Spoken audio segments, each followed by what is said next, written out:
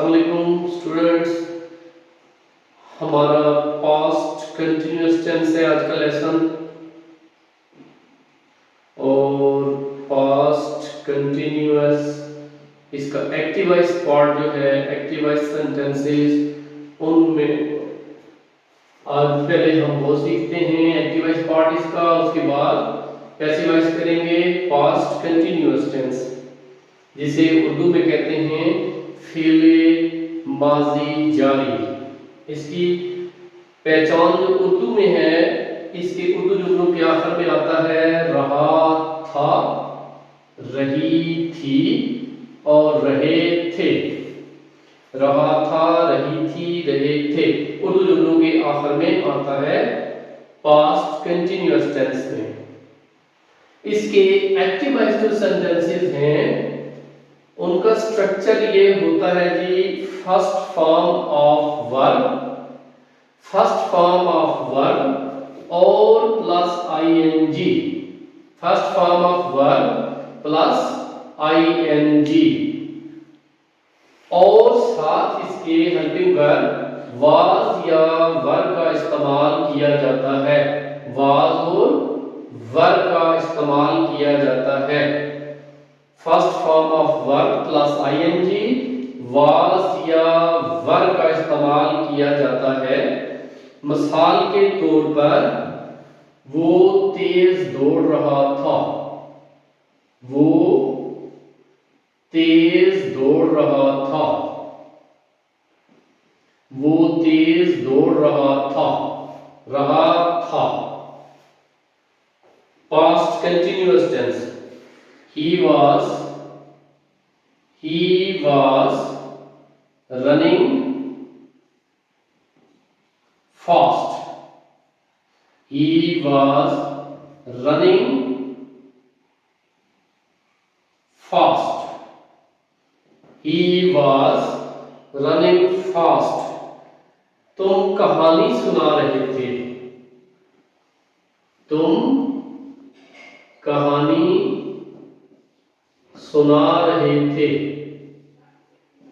तुम कहानी सुना रहे थे। You were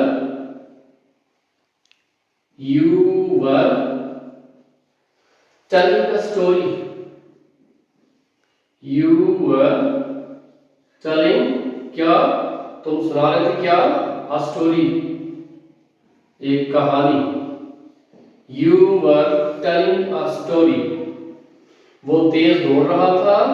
He was running fast, तुम कहानी सुना रहे थे। You were telling a story, मैं लिख रहा था, मैं लिख रहा था। I was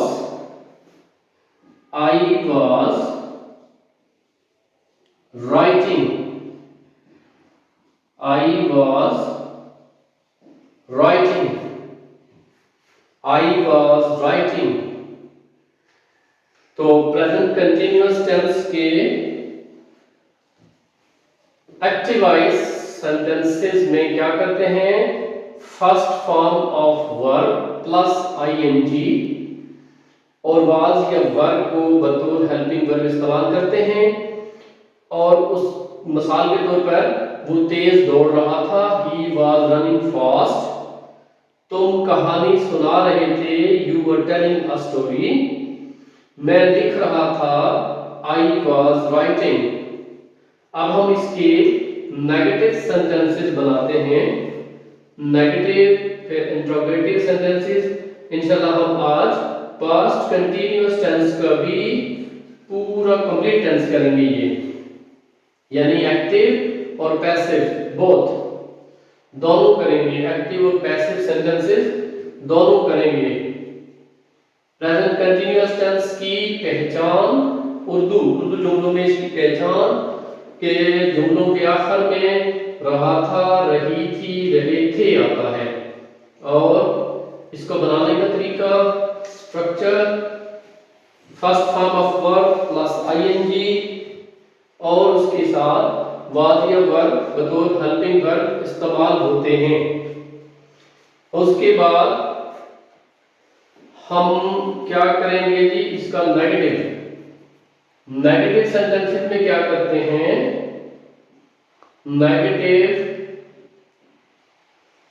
नेगेटिव में हम वाज या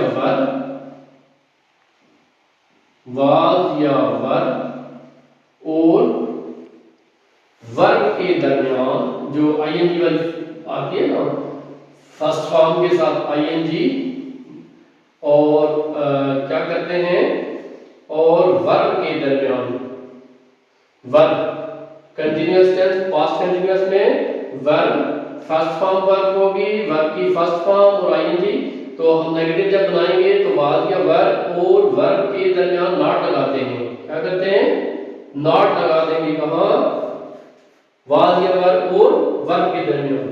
जैसे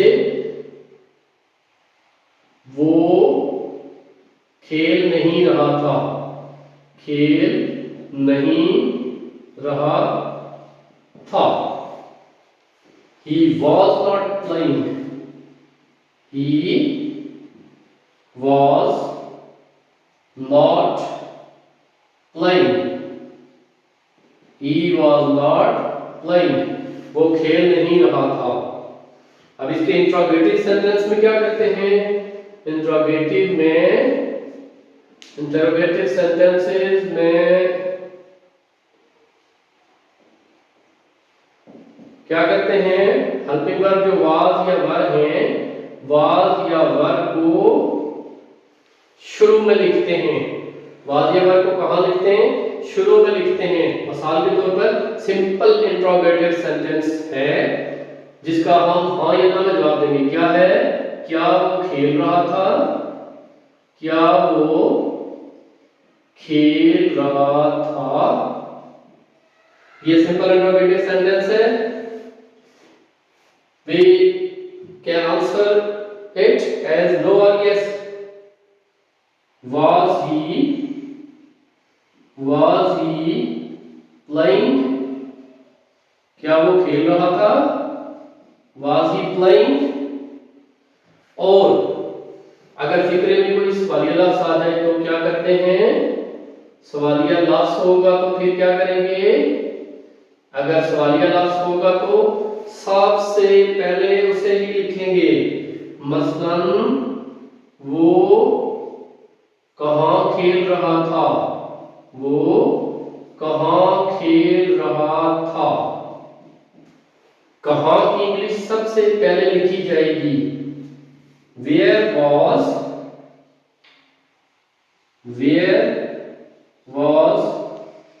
he, क्या कर रहा था, वो खेल रहा था, playing। Where was he playing? वो कहां खेल रहा था। तो एक्टिवाइज पार्ट कंप्लीट होता है। इसमें क्या हमने first form of verb, positive sentences में first form of verb plus ING और वाज या वर्ब का इस्तेमाल किया। नेगेटिव में वाज या वर्ब और वर्ब के दरमियान नॉट का इस्तेमाल किया, ही वाज नॉट प्लेइंग। और इंट्रोगेटिव सेंटेंसेस में वाज और वर्ब जो हेल्पिंग वर्ब हैं उन्हें शुरू में लिखना होता है, वाज ही प्लेइंग। और अगर कोई सवालिया लफ्ज आ जाए जुमले में तो उसको सबसे पहले लिखते हैं। फॉर एग्जांपल वो कहां खेल रहा था, वेयर वाज ही प्लेइंग। अब हम इसको करते हैं पैसिव वॉइस, इसी टेंस का passive voice, past continuous tense का passive voice, past continuous tense passive voice हम कैसे करेंगे जी।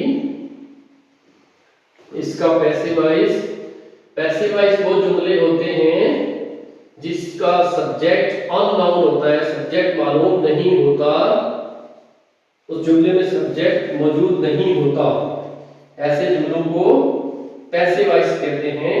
उर्दू में फेले मजहूल। पैसिव वॉइस जुमले ऐसे फिक्रे, ऐसे जुमले जिसमें सब्जेक्ट खुद मौजूद नहीं होता। अभी हम इसका स्ट्रक्चर देखते हैं, पैसिव वॉइस सेंटेंस कैसे डेवलप होते हैं।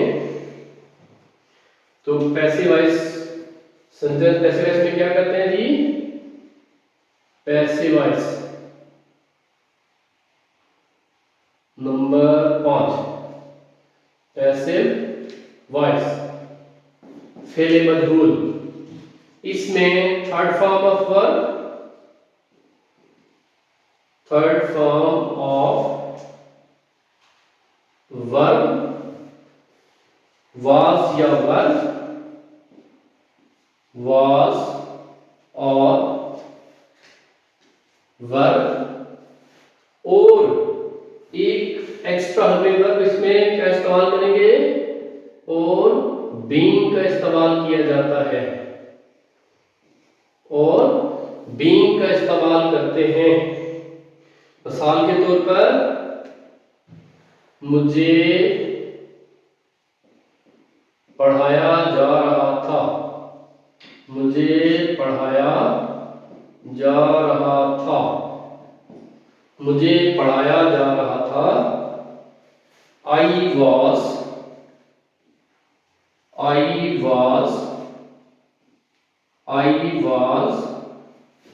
being taught, teach की second row, third form taught, I was being taught, मुझे पढ़ाया जा रहा था, खत लिखा जा रहा था, the letter was being written, तुम्हें बुलाया जा रहा था, you were being called। इसके नेगेटिव सेंटेंसेस जो हैं उसमें क्या करते हैं जी? नेगेटिव सेंटेंसेस में बहुत आसान, अब आपको अंदाजा हो गया होगा कि नेगेटिव सेंटेंस कैसे बनाए जाते हैं, क्योंकि हमने यहाँ अगर प्रेजेंट कंटिन्यूअस और पास्ट कंटिन्यूअस में ये इसके पैसिव वॉइस में देखें फर्क, यहाँ अगर हम इज लगा दें या am, I am being taught, तो इसका मतलब उर्दू में हो जाएगा मुझे पढ़ाया जा रहा है। अब हमने कहा आई वाज बीइंग टॉट, तो मतलब हुआ मुझे पढ़ाया जा रहा था पास्ट में। अच्छा, नेगेटिव सेंटेंस में क्या करते हैं? was या verb, was और verb और being के दरमियान क्या कर देते हैं? नॉट लगा देते हैं, नॉट लगाते हैं। कहाँ नॉट लगाते हैं? was या verb और being के दरमियान। मसलन मुझे पढ़ाया नहीं जा रहा था, मुझे पढ़ाया नहीं जा रहा था, मुझे पढ़ाया नहीं जा रहा था। तो इंग्लिश क्या होगी? I was not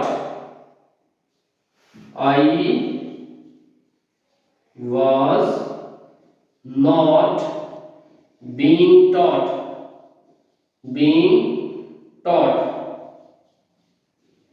I was not being taught, मुझे पढ़ाया नहीं जा रहा था। इसी तरह अगर हम कहें, ये इसी को अगर हम प्रेजेंट कंटिन्यूअस बनाते हैं तो वो इस तरह बनेगा मुझे पढ़ाया नहीं जा रहा है। तो यहाँ पे क्या तब्दीली आ जाएगी फिर उस सूरत में? I am not being taught। तो ये जो पैसिव वॉइस हैं, प्रेजेंट कंटिन्यूअस, पास्ट कंटिन्यूअस, इनमें ये हेल्पिंग वर्ब का फर्क, बाकी स्ट्रक्चर उसी तरह रहता है। तो ये हम पास्ट कंटिन्यूअस टेंस कर रहे हैं जिसके नेगेटिव में वाज या वर्ब और बीइंग के दरमियान नॉट लगाया जाता है। अब ये जरा साफ करके मैं आपको इंट्रोगेटिव सेंटेंसेस का बता दूं, इंट्रोगेटिव सेंटेंसेस कैसे बनाते हैं। तो इंट्रोगेटिव सेंटेंसेस भी बिल्कुल जैसे हमने पिछले प्रेजेंट टेंसेस में और प्रेजेंट कंटिन्यूअस टेंस में बनाए थे, आपको याद होगा कि हमने क्या किया था? हेल्पिंग वर्ब को शुरू में लिखा था, इसी तरह बिल्कुल प्रेजेंट कंटिन्यूअस टेंस में भी इसका जो हेल्पिंग वर्ब है, जो कि क्या है? वाज और वर्ब और बीइंग, ये तीन हमारे हेल्पिंग वर्ब हैं पैसिव वॉइस सेंटेंसेस में। नंबर 5 और 6 है, मतलब नंबरिंग आप कर लेना, पता है साफ करके याद नहीं रहता। अच्छा, अब इंट्रोगेटिव सेंटेंसेस। इंट्रोगेटिव सेंटेंसेस में क्या होता है जी? इंट्रोगेटिव सेंटेंसेस में हेल्पिंग वर्ब वाज या वर्ब जो है, इनमें से जो भी आएगा वाज या वर्ब, इनको शुरू में लिख देते हैं जी। इसमें से जो भी होएगा उसे शुरू में लिखते हैं। मिसाल के तौर पर क्या मुझे पढ़ाया जा रहा था? क्या मुझे पढ़ाया जा रहा था? क्या मुझे पढ़ाया जा रहा था? सिंपल इंट्रोगेटिव सेंटेंस है। Was I being taught? Was I being taught? और अगर हम इसको प्रेजेंट कंटिन्यूअस में बदलें तो क्या होगा? क्या मुझे पढ़ाया जा रहा है? Am I being taught? और अगर फिक्रे में नंबर 7, अगर फिक्रे में कोई सवालिया लफ्ज हो, सवालिया लफ्ज जैसे कब, कहां, क्यों, कैसे वगैरह, तो उसे सबसे पहले लिखा जाता है तुम्हें क्यों बुलाया जा रहा था? तुम्हें क्यों बुलाया जा रहा था? वाई वर्ब सबसे पहले क्यों की इंग्लिश लिखेंगे? Why verb you being called, call की थर्ड फॉर्म यूज किए। Why verb you being called. हमारा पास्ट कंटिन्यूअस टेंस, उसका एक्टिव और पैसिव दोनों पार्ट समझ कर लिए, तो हमने सीख लिए हैं। और अगर आप इसकी प्रैक्टिस करें तो कोशिश की करें कि जो जुमले आप पास्ट कंटिन्यूअस में बनाए, पहले प्रेजेंट कंटिन्यूअस में बनाएं, फिर साथ साथ एक साइड पे और पेज की एक साइड पे प्रेजेंट कंटिन्यूअस के बनाएं, दूसरी साइड पे पास्ट कंटिन्यूअस के बनाएं, ताकि आपको ज्यादा अच्छी कमांड हो जाए। इस तरह करेंगे तो फिर बहुत अच्छी कमांड हो जाएगी टेंसेस पे। तो इंशाल्लाह कल के लेसन में हम करेंगे पास्ट परफेक्ट टेंस। तो अगर आपको ये लेसन इसमें पढ़ाया गया, जो कुछ भी है सिखाया गया, समझ आ गई है, तो इसको आप लाइक करें, शेयर करें, और YouTube में जो लोग देखते हैं, विजिट करते हैं, वो जरूर चैनल को सब्सक्राइब भी करें। Thank you.